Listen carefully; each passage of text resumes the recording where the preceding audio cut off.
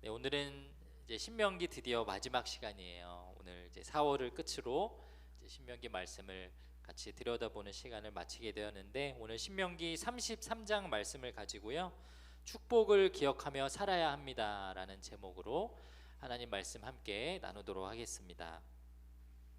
오늘 제목이 이제 축복을 기억하며 살아야 한다라는 말인데, 우리가 살아가면서 좀 기억해야 하는 그런 여러 가지 지혜와 지식들이 있습니다. 우리 주변에는 기억해두면 좋은 상식이나 이런 것들을 가르쳐주는 도움이 되는 그런 미디어도 있는데, 제가 이제 구독하고 있는 채널 중에 하나인데요, 유튜브에 1분 미만이라는 채널이 있어요. 혹시 이거 구독하고 있는 친구들 있어요? 주로는 엄마 아빠들이 많이 해요. 이게 이렇게 재활용 쓰레기 뭐 이런 거 이런 거 어떻게 버리는지 막 도움들이 많이 있어서 그 많은 사람들이 이제 실제로 도움이 많이 된다라고 그런 평을 많이 합니다. 영상 클립은 보통 1분에서 2분 정도고요. 쇼츠 같은 거는 정말 1분 미만으로 이렇게 짧게 편집을 해서 이렇게 보면 꿀팁 같은 거 이렇게 많이 알려줘요. 예를 들면 이런 거예요. 그 사진 하나 보시면은, 여러분 그 맥스본 같은 소세지 많이 사 먹잖아요. 그때 그 빨간색 절취선 그거 이렇게 뜯었는데 막상 그 테이프가 안 뜯어졌을 때 굉장히 난감하죠. 그래서 그때 우리가 어떻게 합니까? 남자애들이 이빨로 이렇게 뜯죠. 그 방법을 알려주더라고요. 저기 위에 이제 새 고리 있잖아요. 그거를 잡고 시계 방향으로 비틀면은 기가 막히게 벗겨진다라고 합니다. 그 빨간 거 그거 뗄 필요도 없이. 그런 꿀팁 이렇게 알려줬고요. 또 두 번째는 이제 캔 음료 먹을 때 손톱 짧아가지고 저거 이제 레버 잘 안 뜯어질 때 있잖아요. 그래서 또 하다가 보면 손톱 이렇게 상처 나고 그러면 이제 더 짜증 나고, 그때 이제 저 캔 뚜껑을 만든 원리를 가르쳐 줬는데, 반대편을 이렇게 지그시 누르면 지렛대 원리로 위에 이제 레버가 쭉 올라온대요. 그거를 누른 상태에서 피식 콸콸콸 네, 이렇게 드시면 되겠고요. 마지막 세 번째 꿀팁은 뭐였냐면, 이제 젓가락, 편의점 그 농심 나무 젓가락 말고 요즘에 저런 젓가락들 많이 있는데, 저기 이게 절단선 되어 있는데 저거 도대체 뭔가, 요거 그냥 예쁘게 만든 거가 했는데, 저게 알고 보니까 저거를 두 손으로 잡고 뚝 끊어가지고 젓가락 받침대로 이렇게 쓰는 거라고 알려주면서, 썸 타는 여자랑 편의점 갔을 때 저렇게 딱 까서 이렇게 해주면은 연인이 될 수도 있다라는 꿀팁을 이렇게 알려줬습니다.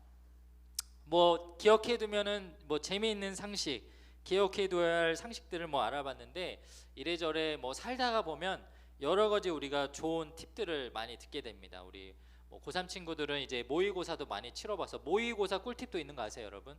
그 저희 때는 그런 거 있었어요. 그 4교시가 이제 외국어 영역이었는데, 그 영어 시험이었는데, 듣기 평가할 때 앞에는 난이도가 쉬운 그 문제가 나오니까 듣기를 빨리 듣고 문제 풀고 바로 뒷면을 넘기면 마지막 이제 한 40번, 39번 이런데 긴 지문들을 미리 읽어라. 그래서 외국어 시험 영역 볼 때 시간을 좀 아껴서 쓸 수 있다, 이런 팁도 있었고, 이제 수시 면접 보러 갈 때는 반드시 교복을 입고 가라, 그리고 머리는 단정해 보이게 하나로 묶어라, 뭐 이런 팁들을 가르쳐주고 했습니다. 이제 세상에는 우리가 기억하면 도움될 만한 많은 지혜와 지식들이 있죠.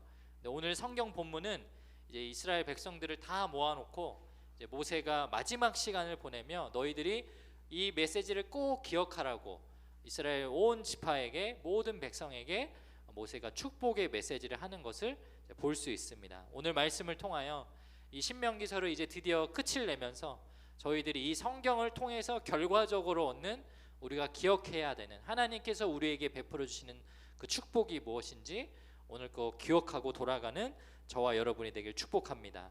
우리 축복을 기억하며 살아야 합니다. 우리 하나님께서는 우리에게 어떻게 축복하실까요? 첫 번째로 하나님은 수고하고 희생한 자들에게 특별히 축복하십니다. 한번 따라해 볼까요? 수고하고 희생한 자들에게 축복하십니다. 네, 오늘 본문의 1절 말씀인데요, 이렇게 적혀 있어요. 하나님의 사람 모세가 죽기 전에 이스라엘 자손을 위하여 축복함이 이러하니라 라고 되어 있습니다. 그러니까 3인칭이니까 누가 모세가 했던 말을 다 듣고 귀담아서 기록을 했다가 성경에 옮겨 적은 거예요. 근데 모세라는 사람을 가리키기를 어떤 수식어를 쓰냐면 하나님의 사람 모세다라고 표현을 합니다. 아마 모세 스스로 고백하기를 나는 하나님의 사람이다라는 말을 몇 번 했던 것 같아요. 우리 삶에 많은 이력을 가지고 있는데 특별히 죽기 전에 이스라엘 백성들하고 마지막으로 이별하기 전에 그가 하나님 앞에서 자기 자신에 대해서 고백했던 그 고백이 뭐였냐면 나는 하나님의 사람입니다 라는 말이었다라는 거예요. 모세는 사실은 공주의 아들이었고 민족의 지도자였고 그리고 200만 명을 한 민족을 이끌어냈던 리더로서 자랑할 만한 많은 경험치를 가지고 있는 사람이었지만 그가 오늘 인생의 끝자락에서 겸손하게 이렇게 고백합니다. 나는 하나님의 사람입니다. 그리고 나서 이 1절 이후로는 자신에게 그리고 이스라엘 모든 백성에게 축복하는 하나님에 대해서 이런 묘사를 합니다. 우리 33장 2절에 보면 이렇게 기록되어 있어요. 그가 일렀으되 여호와께서는 시내산에서 오시고 세일산에서 일어나시고 바란산에서 비추시고 1만 성도 가운데에 강림하셨고 그의 오른손에는 그들을 위해 번쩍이는 불이 있도다 이렇게 고백합니다. 여기 보면은 일단은 지형이 세 군데가 나오죠. 시내산, 세일산, 바란산 이게 나옵니다. 시내산은 어떤 곳이냐면 하나님께서 이스라엘 백성들에게 처음으로 나타났던 곳이에요. 네, 이스라엘 백성들에게 처음으로 나타났던 곳이고 그리고 모세에게 처음 나타났던 곳입니다.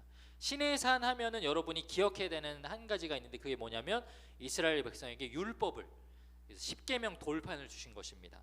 그래서 나는 너희와 약속을 맺은 하나님 그리고 너희는 나의 언약 백성이다라고 해서 이스라엘 백성의 정체성을 가르쳐 주는 곳이죠. 그 다음에 세일산은 어느 곳이냐면 지금 이스라엘이 서 있는 그 모압 땅 그곳에 들어오기 전에 에돔 사람들의 그 살아갔던 그 지역을 통과한 땅을 가리킵니다. 전쟁을 치르지 않고 그들과 언론은 그 논쟁을 통해서 에돔 사람들에게 정말 하나님이 진정한 온 우주 만물을 다스리시는 하나님을 증거했다. 그래서 그곳에서 하나님이 보이셨던 놀라운 기적을 다시 한번 회상할 수 있도록 세일산이라는 지명을 이야기해요. 그래서 정말 우리 하나님은 전지전능하신 하나님이다라는 것을 간접적으로 표현하는 거죠.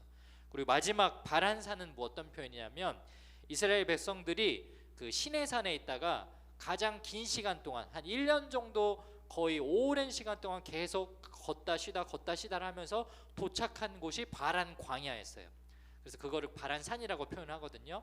가장 긴 시간 동안 행렬을 했었고 그 1년 동안 어느 누구도 다치지 않았고 보호하셨던 그 하나님. 그래서 우리를 지켜주시는 하나님이시다라는 것을 바란산에 계시는 하나님이다라고 표현을 하는 거예요. 그리고 그 하나님이 오른손에 번쩍이는 불을 들고 있다라고 하는데 이거는 정말 형이사각적으로 우리 눈에 보이는 활활 불타는 불이 아니라 사라지지 않고 영원한 하나님의 생명책을 주신다라는 것으로 이해할 수 있습니다. 쉽게 말하면 오늘 모세가 어떤 고백을 하냐면 이제 너희들을 축복한다. 내가 이제 너희하고 이제 빠이빠이 하는데 너희들한테 축복하시는 그 하나님은 이런 분이야라고 다시 한번 기억할 수 있도록 상기할 수 있도록 이 말씀을 전해 주시는 거죠. 그러고 나서 모세는 이제 구체적으로 이 33장 6절부터 24절까지 이스라엘 12지파를 한 명 한 명 호명을 하면서 그들 각각에게 축복의 메시지를 전달합니다. 가장 먼저 누구를 축복할까요? 12지파 그리고 야곱의 12아들 중에 장자였던 르우벤 지파에 대해서 설명을 하는데요. 6절에 이렇게 쓰여져 있습니다. 6절 한번 같이 한번 읽어볼게요. 시작.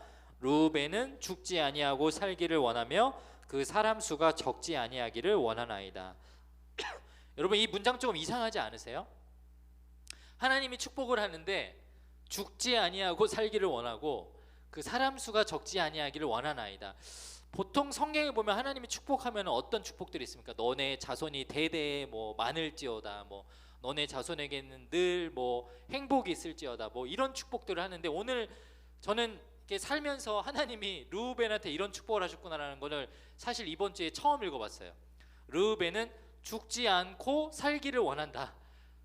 이 말은 르우벤이 지금 뭐 자살 충동을 느끼고 있다? 혹은 이 지파가 스스로 뭔가 멸망을 원하고 있다 이런 말을 하는 것이 아니고요. 이거를 요즘 말로 번역을 하자면 르우벤은 그냥 자신의 인생을 잘 보내길 원합니다.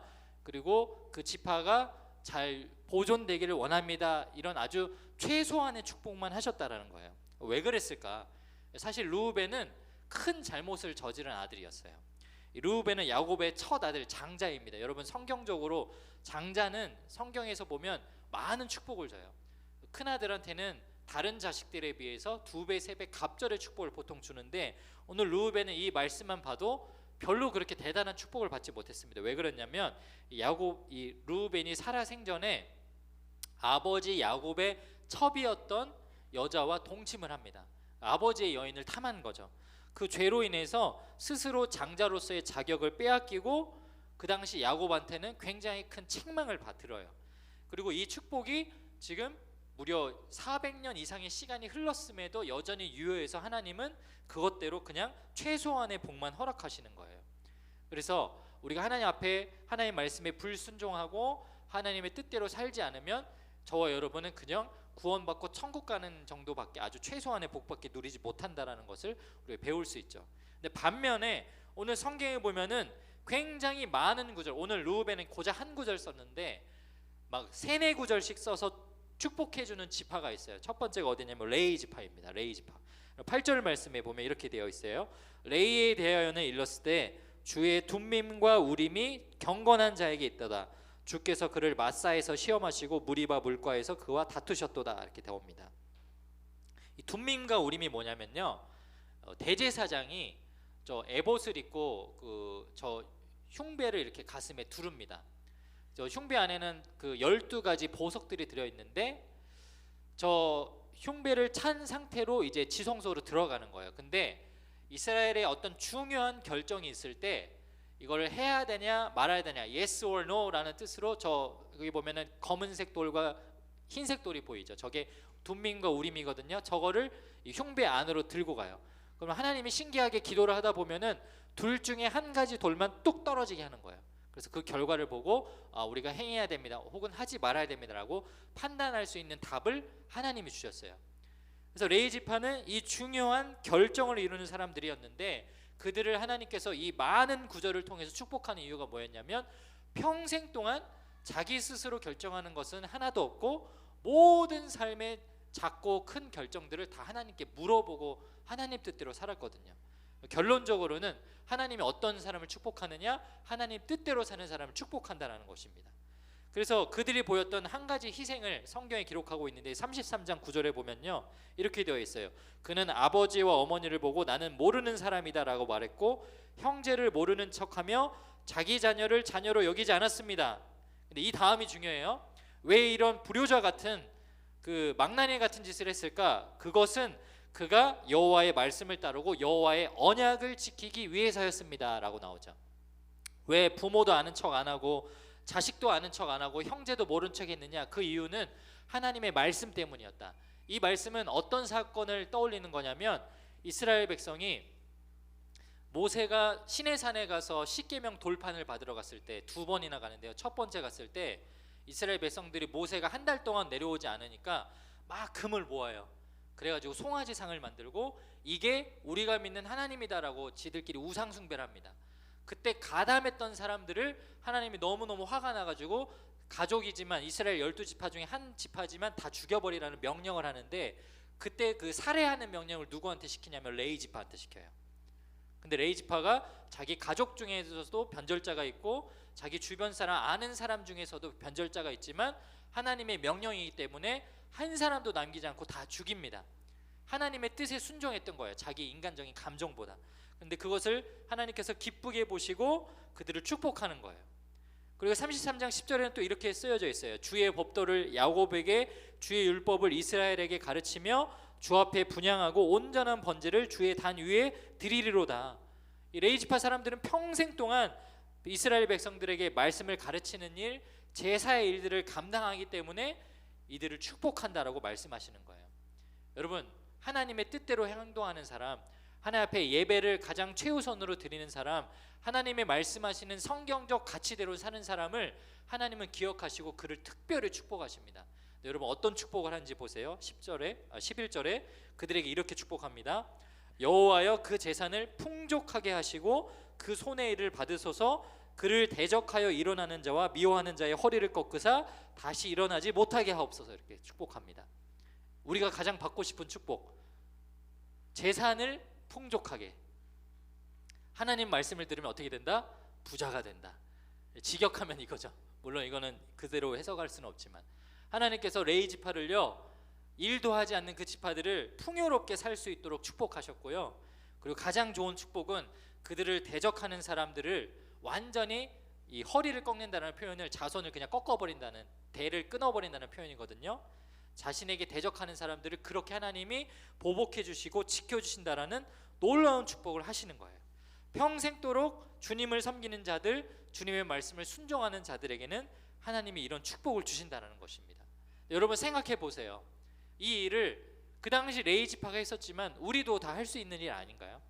이렇게 주일날 와서 예배를 드리는 일도 레위 지파가 했던 제사를 드리는 일의 일종이고, 우리가 성경 말씀을 듣고 깨달은 대로 지켜보려고 노력하는 것도 그 당시 레위 지파가 했었던 일들 중에 하나라고 볼 수 있는 것입니다. 쉽게 말하면 저와 여러분이 2024년을 살아가면서 이 축복을 누릴 수 있다는 거예요. 고등학생 시기에, 그리고 여러분이 성인이 되어서도 충분히 하나님 앞에 기쁨으로 하나님 뜻대로 살아갈 때 이런 축복을 누릴 수 있다고 성경은 말씀합니다. 그리고 마지막으로 오늘 이 12지파 중에서 가장 많은 구절을 할애해서 축복하는 지파가 있어요. 무려 6구절이나 할애를 해서 설명하는데 그 지파가 어디냐? 요셉 지파입니다. 요셉. 신명기 33장 13절부터 17절까지 나오는데 시간이 없으니까 그냥 제가 빨리 읽어드릴게요. 요셉에 대하여는 일렀을 때 그 땅이 여호와께 복을 받아 하늘의 보물인 이슬과 땅 아래에 저장한 물과 태양이 결실하게 하는 선물과 태음이 자라게 하는 선물과 옛 산의 좋은 산물과 영원한 작은 언덕의 선물과 땅의 선물과 거기 충만한 것과 가시떨기 나무 가운데에 계시던 은혜로 말미암아 복이 요셉의 머리에 그의 형제 중 구별한 자의 정수리에 임할지로다. 그는 첫 소송아지 같이 위엄이 있으니 그 뿔이 들소의 물가도다. 이것으로 민족들을 받아 땅끝까지 이르르니 에브라임의 자손은 만만이요 므낫세의 자손은 천천히로다. 이렇게 나옵니다. 여러분 요셉에 대해서 이 성경에 나오는데 제가 노란색으로 표시했지만 계속해서 반복돼서 나오는 단어가 뭐예요? 복, 보물, 선물, 산물 이런 단어가 계속 나와요. 다른 지파는 축복할 때 선물 받는다는 얘기 하나도 없어요. 요셉 지파만 특별히 구별해서 이런 축복을 줍니다. 여러분 예수 그리스도는 유다 지파 혈통이거든요. 예수님이 나온 혈통도 아닌데요. 이렇게 많은 축복을 하는 이유가 뭘까요? 요셉을 떠올리면 돼요. 여러분 르우벤은 그 한 사람의 그 뿌리가 되는 그 한 사람의 잘못으로 최소한의 축복만 받지만 요셉은 어떤 사람이었습니까? 어린 시절부터 괴롭힘을 당했고 따돌림 당했고 심지어는 죽을 위기도 처했고 노예로 팔려갔었고, 그런데 그가 늘 하나님 말씀대로 거룩하고 성실하게 살았으므로 말미암아 마지막에는 겸손한 마음으로 자기 부모와 자기 형제들을 애굽 땅에 들어오게 하는 일종의 민족을 구원하게 하는 놀라운 일을 행하죠. 하나님은요 가장 기뻐 받으시는 열매가 있는데 그게 뭐냐면 한 사람을 하나님께로 인도하는 일, 우리가 전도하는 일, 복음 전하는 일, 그것에 수고한 사람을 가장 축복하신다라는 거예요. 사랑하는 여러분, 오늘 이 말씀 여러분 기억하기를 주님의 이름으로 축복합니다. 하나님은요 하나님의 사람들을 기억하십니다. 하나님께 수고하는 사람들을 축복하십니다. 하나님 나라와 하나님을 위한 일에 자신의 일보다 먼저 헌신한 일을 책임져 주십니다. 여러분 옆에 계신 목자님들이 그러한 분이고요, 그리고 여러분들도 그러한 사람이 될 수 있어요. 여러분 평생 가운데 여러분 삶의 다른 많은 우선순위보다 하나님의 말씀을 지켜 행하며 하나님 나라를 위하여 일하고 수고함으로 이 넘치는 축복을 경험할 수 있는 저와 여러분이 되시기를 주님의 이름으로 축복합니다. 우리 한번 옆에 친구에게 이렇게 인사해 보겠습니다. 지금 공부하는 것보다 일하는 게 중요하다. 네. 그래서 아니다 싶으면 지금부터 일을 하세요. 하나님의 나라를 위해서. 네. 여러분 그게 축복받는 길이다. 농담이에요. 자, 하나님께서는 우리에게 어떻게 축복하실까? 두 번째로 우리 믿는 모든 자들에게 주시는 축복이 있어요. 그게 뭐냐? 구원의 축복을 주세요. 구원의 축복. 오늘 29절 말씀을 같이 한번 읽어볼게요. 29절 시작. 이스라엘이여 너는 행복한 사람이로다. 여호와의 구원을 너같이 얻은 백성이 누구냐? 그는 너를 돕는 방패시요 네 영광의 칼이시로다. 내 대적이 내게 복종하리니 네가 그들의 높은 곳을 밟으리로다. 아멘. 하나님께서 이스라엘 온 백성에게 주셨던 축복이고요, 그리고 오늘 예배를 드리는 저와 여러분 우리 모든 그리스도인에게 주시는 축복입니다. 그게 뭐죠? 구원의 축복을 주신다는 거예요. 모세는 이스라엘 12지파 각각에 대한 축복의 메시지들을 다 마치고 난 다음에 이제 온 백성들을 향해서 이스라엘 백성들을 향해서 26절부터 이렇게 고백합니다. 26절에 보면 여수룬이여 이런 말이 나오는데 이여수룬은 이스라엘을 칭하는 별명 같은 말이에요. 별명. 그러니까 우리나라 사람들을 그 대한민국 사람 코리안 뭐 이렇게 표현하는 별명들이 있는 것처럼 이스라엘 사람들을 여수룬이라고 부르기도 했는데 이게 무슨 뜻이냐면 올바른 자, 고결한 자라는 뜻이 있어요. 여수룬이여 하나님 같은 이가 없도다. 그 다음에 뭐라고 나오죠? 그가 너를 도우시려고, 이스라엘 백성을 도우시려고 하늘을 타고 궁창에서 위엄을 나타내셨다라고 성경에 기록되어 있습니다. 이제 모세는 이스라엘 백성들에게 마지막으로 어떤 고백을 하는 거냐면, 여러분 들어보세요. 여러분들은 정말 복받은 백성이에요. 여러분한테 하나님과 같은 신이 여러분의 하나님이 되어주시고 여러분의 아버지 되어주시고 여러분의 구원자 되신다는 것이 얼마나 감사한 일입니까? 라는 고백을 하는 거예요.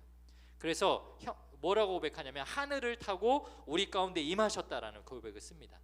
하나님께서 하늘에서 구름을 타시고 이스라엘을 도우러 오신다라는 그런 표현을 썼고요, 이스라엘을 도우셨다라고 고백했어요. 실제로 그러했죠. 이 40년 동안 광야 생활을 하면서 이스라엘 백성들은 그런 체험을 했습니다.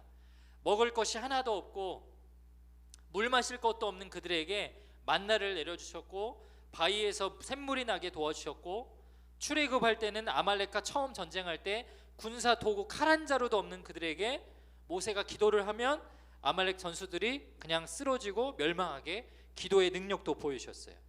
그래서 모세는 그들에게 고백하기를 33장 27절에 영원하신 하나님이 너의 처소가 되시니 그의 영원하신 팔이 네 아래에 있도다. 그가 네 앞에서 대적을 쫓으시며 멸하라 하시도다. 무엇을 도와주셨는지 정확하게 말씀하시죠.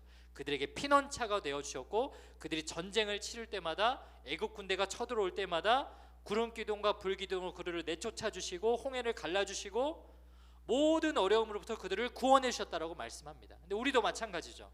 저와 여러분이 아프지 않고 건강하게 오늘 이 자리에 올 수 있는 것이 내가 건강을 잘 지켜서도 있지만 하나님 우리를 지켜주시고 보호해 주셔서 오늘 이 자리에 왔다는 것을 저와 여러분이 인정해야 하는 것입니다. 많은 사고와 질병과 여러 가지 위험이 도사리고 있지만 오늘 이 자리에서 예배드릴 수 있는 것은 하나님이 우리를 지켜주셨기 때문이라는 거예요. 그래서 마지막 29절에 이렇게 고백해요. 이스라엘이여 너는 행복한 사람이로다. 여호와의 구원을 너같이 얻은 백성이 누구냐. 이스라엘이 행복한 사람이라고 감탄합니다. 이스라엘이 여호와의 구원을 너같이 받은 사람이 없다라고 고백을 해요. 400년 동안 이집트에서 노예로 살았던 그들, 모세 한 사람을 통해서 하나님께서 10가지 재앙을 부어주시고 친히 이들을 구원해 주셔서 오늘 드디어 모압 땅 가운데서 약속의 땅을 바라볼 수 있는 놀라운 축복의 길들을 이곳까지 인도하셨다라는 거예요. 여러분 자신이 축복받고 행복한 사람이다라는 것을 느끼면서 살아가고 있어요? 아마 여러분 표정을 보면 그런 감사는 잘 못 느끼고 살아가는 것 같아요. 뭐 이렇게 묵상해 보면 그래, 나를 구원해 주신 하나님 감사하기도 하지, 내가 교회에 나올 수 있도록 도와주신 하나님 감사하기도 하지. 그런데 정말 마음 깊숙한 곳에 그것만으로도 감사하고 자족할 수 있는 은혜가 있느냐? 그거는 저도 살아보니까 중고등학생 시기에는 좀 경험하기는 어려운 것 같아요.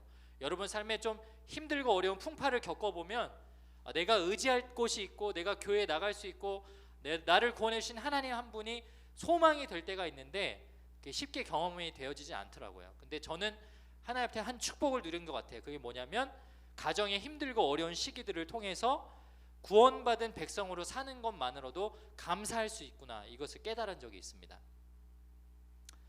여러분 저를 보면 좀 어떻게 보이세요? 굉장히 그 잘 먹고 잘 산 그 부잣집 아들내미 같이 보이죠. 예. 그 어떤 목자님이 저한테 이제 피부 관리 받으시냐고 물어보시는데 이 조명이 굉장히 세요. 그래서 누구든 올라오면 이렇게 반짝반짝합니다. 그리고 제가 바르는 그 수분 크림이 약간 기름기가 있어가지고 제가 뭐 이렇게 화장을 한 것도 아닌데 저도 유튜브 보면서 놀래요. 와 진짜 화장한 것 같네. 지금 라이브는 아니죠? 예, 저 화장 안 했습니다. 수분 크림만 바른 거예요. 근데 제가 이렇게 굉장히 그 멀쩡히 보이고 잘 먹고 잘 산 그 그냥 평범한 아들 같이 보이지만 제 삶에 이렇게 굴곡이 많았어요. 정확하게는 제 삶의 굴곡이라기보단 저희 가정에 하나님께서 허락한 고난의 시기가 있었는데, 그게 뭐였냐면 저희 아버지가 그 사업을 하시는데, 아버지 사업이 굉장히 이렇게 잘 돼가지고 국민학교 5학년 때 서울 강남에 한 집을 한 채 사가지고 그걸로 이제 훅 이사를 갑니다. 그 당시 이제 제가 이제 4학년이었던 것 같아요. 4학년 이사를 가가지고 막 굉장히 그 시절이 굉장히 행복했어요. 뭔가 굉장히 많은 부유함을 가지게 되니까 이 자본주의 사회에서 물질이 많은 걸로 누릴 수 있는 축복들이 많이 있더라고요. 그래서 그렇게 막 되게 물질을 막 그렇게 쓰면서 행복한 시기를 보냈던 것 같은데, 길지 않았어요. 한 2년 만에 아버지 사업이 쫄딱 망했습니다. 정말 어느 정도로 망했냐면, 사업을 하시는 분들은 알 텐데 이 본인 사업장을 망하는 정도가 아니라 그 당시는 어음이라는 거가 있어가지고 기업과 기업가 사이에 어떤 대금을 치르는 그 용도로 쓰는 가짜 돈이죠. 가짜 돈. 그런데 그것이 은행과 뭔가 연결이 돼 있어서 어음을 갚지 못하면 실제적으로 그 사람이 개인적으로 빚을 지게 되는 거예요. 대출 개념이라고 생각하면 됩니다. 많은 어음들이 있었는데 그것들을 다 회수하지 못해서 결론적으로 아버지가 IMF가 시작되기도 전인 95년, 96년에 그 당시 시가로 한 45억 정도의 빚을 지게 돼요. 지금으로 치면 한 300억 정도 빚을 졌다고 생각하면 돼요. 이걸 갚을 수가 있을까요? 당연히 못 갚죠. 사업이 망했는데. 엎친 데 덮친 격으로 아버지가 마지막 사업체 이제 관련 사업장이었던 창원에 가셔서 이 일들을 좀 수습을 하려고 가시는데, 거기서 이상한 체험을 하십니다. 그 사도 바울이 예수님을 핍박하고 있었을 때 다메섹 도상에서 강한 빛을 만나서 눈이 멀어버리잖아요. 그리고 나중에 이제 예수님의 음성을 듣고 그 예수님을 인정하게 되고, 한 달여 동안 성경 공부를 듣고 막 말씀을 듣는 경우에 눈에 허물이 벗겨지고 다시 눈을 뜨게 되는, 아버지가 창원을 내려가는 중에 운전을 하고 계시는데 고속도로에서 계속 너무 눈이 부셔서 앞이 보이지 않을 정도로 운전을 못 하겠더래요. 그래서 국도로 이제 나왔는데, 국도로 나와서 조금 쉬다가 내가 너무 스트레스가 많아서 그런가 보다 잠깐 쉬다가 다시 운전하셨는데 또 그런 강한 빛이 너무 임하는 거예요.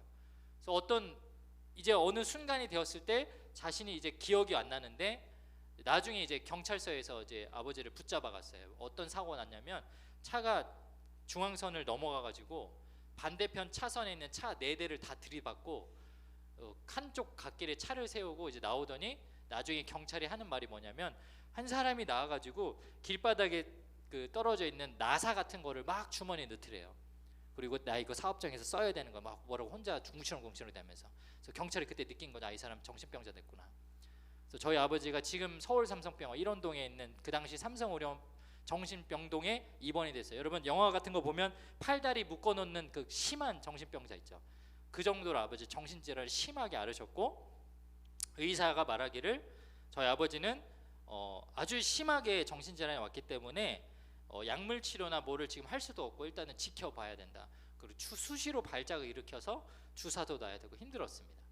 근데 신기하게 그날 그 창원 경찰서에서 전화가 온 날, 그날 아침에 토요일이었어요. 제가 학교에 안 간 날.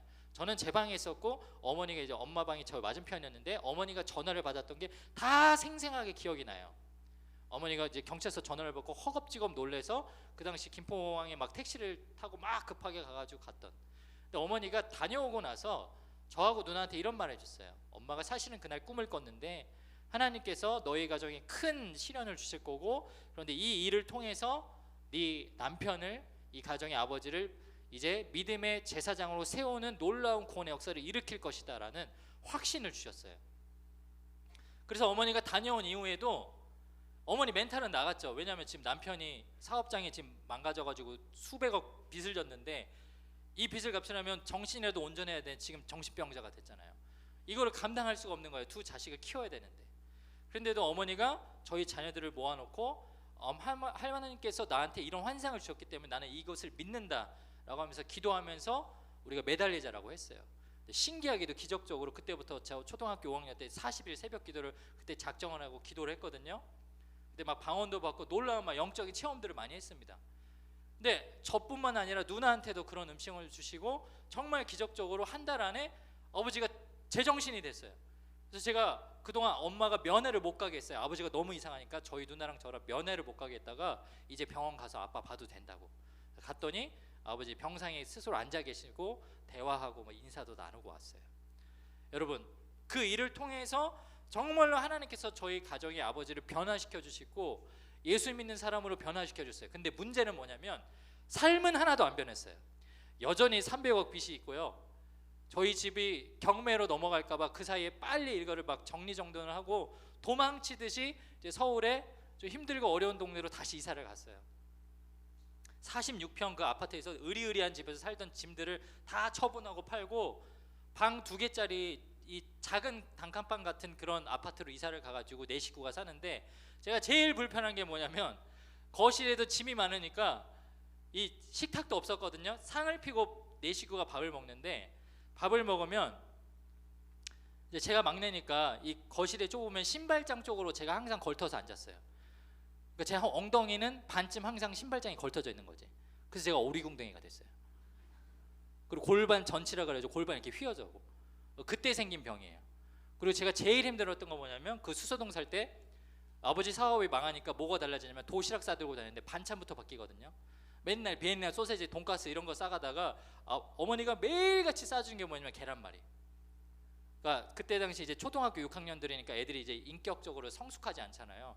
그 당시 문화는 짝꿍이 있고 앞에도 이제 2줄씩 항상 앉았는데, 앞에 있는 짝꿍이 뒤돌아서 4명이서 밥을 먹는 게 이제 밥 같이 먹는 그 세트였는데, 어느 순간 애들이 나랑 같이 밥을 안 먹다고 하는 거예요. 저 초등학교 6학년 때 처음으로 그런 반찬 왕따를 당했어요. 쟤는 맨날 계란말이잖아, 이상한 밥 같이 먹지 마. 그래서 저 진짜로 점심시간 혼자 나가서 그거를 초등학교 6학년에 경험을 했어요. 머리에 흰머리가 나고요, 여기 막 머리 탈모 생기고 딱지 터지고, 맨날 긁어가지고 여기에 막 이마가 패이고. 저 초등학교 6학년 졸업사진 보면 세상에 그렇게 우울한 남자애가 없어요. 여러분, 그런 인생을 살았던 제가 아무것도 세상 좋아진 거 없고 그냥 집 이사해서 겨우겨우 4식구 사는데, 그저 좋은 거는 아버지가 교회를 같이 다니는 거, 그거밖에 달라진 거 없어요.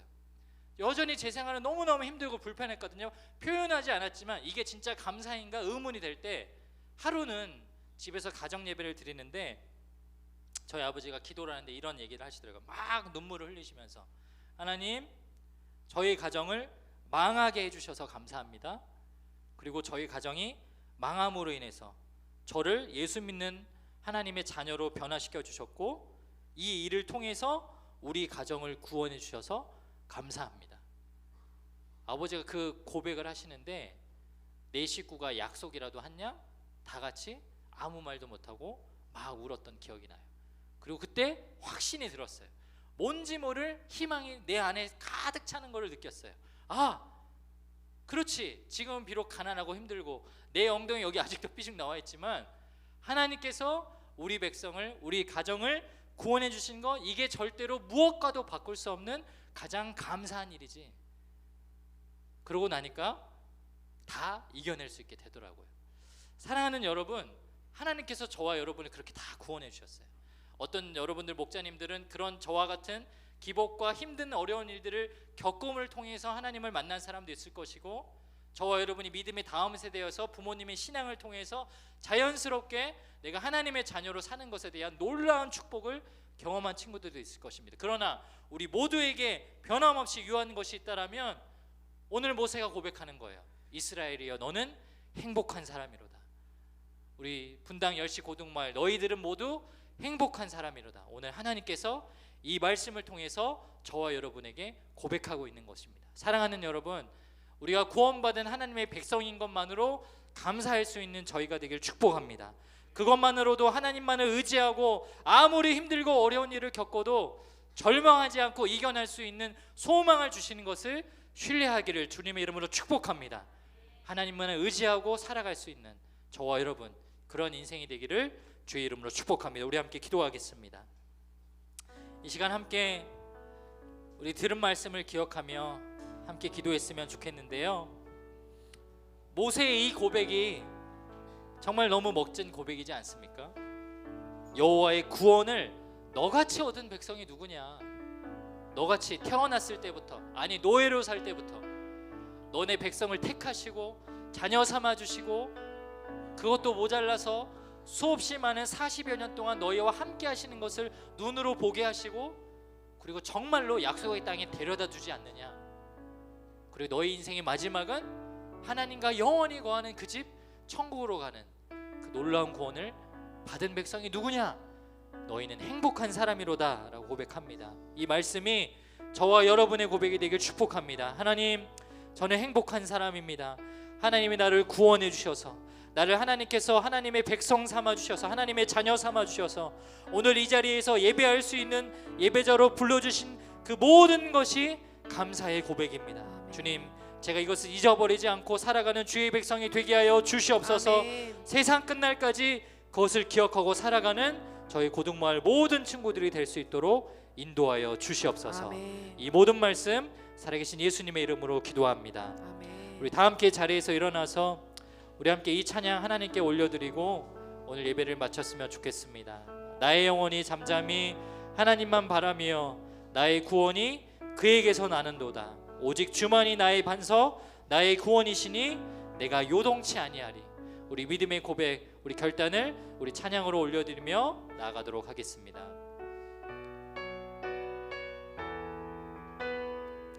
함께 고백하겠습니다. 나의 영혼이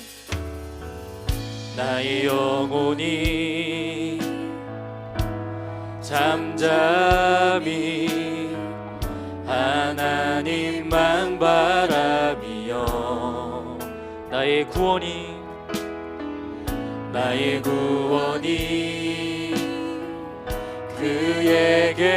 그에게서 나는 도다.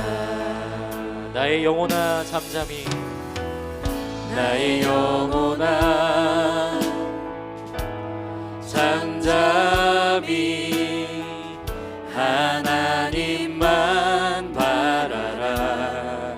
나의 소망이 저에게서, 나의 소망이 저에게서 나는 또 우리 손을 들고 고백합니다. 오직 주만이 주님이 나의 반석이십니다. 나의 구원이십니다. 나의 구원이시니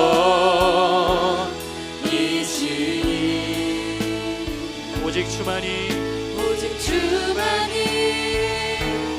나의 산성, 내가 요동치 아니하리.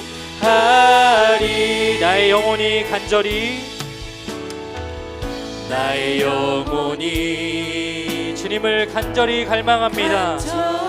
여호와를 갈망하며 주님, 나의 입술이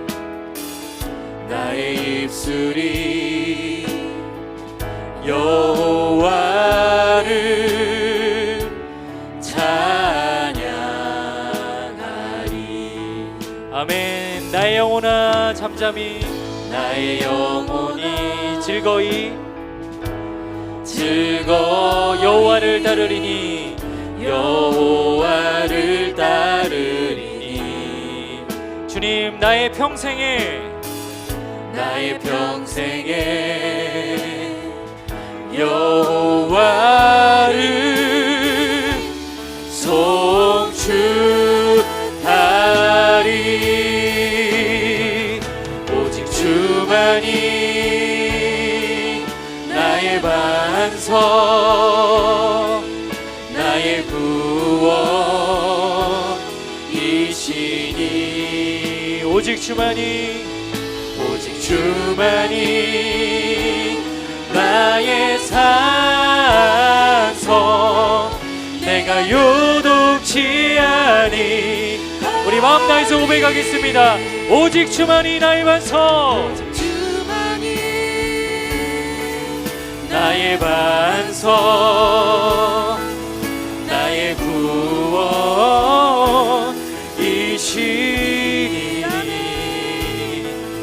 오직 주만이 나의 산성, 내가 요동치 아니.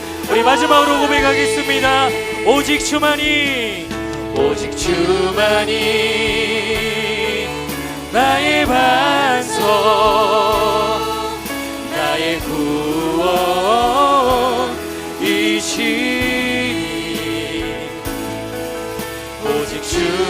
아니 나의 산성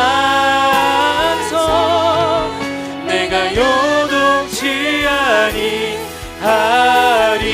내가 요동치 아니하리 내가 요동치 아니하리 내가 요동치 아니하리 내가 요동치 아니하리.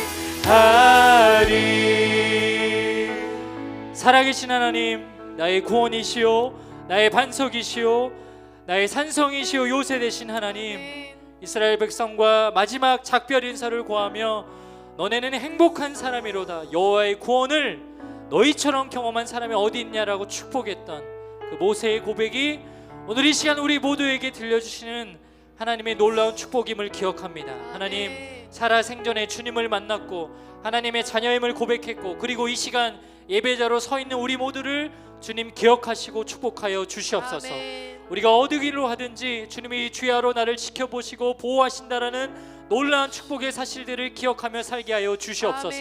그래야 우리 고등말 우리 친구들 이 고등학생 시기를 보내는 기간 동안에 아니 평생의 삶 가운데 나를 보호하시고 일으켜 주시는 그런 주님을 경험할 수 있도록 주님께서 책임져 주시고 함께하여 주시옵소서. 이제는 우리 주 예수 그리스도의 은혜와 하나님 아버지의 극진하신 사랑하심과 성령 하나님의 역사하심 교통하심이 오늘 신명기 33장 모세의 마지막 축복의 메시지를 통하여 나는 하나님의 구원받은 자녀이고 하나님 나라의 백성인 것만으로도 충분히 만족하고 감사할 수 있다라는 그 믿음의 결단을 올려드리는 우리 고등마을 모든 친구들 가운데 또 그들과 함께 하시는 우리 목자님들 그들의 삶의 직장과 모든 환경 가운데 지금부터 영원까지 함께 하시기를 간절히 축원하옵나이다. 아멘.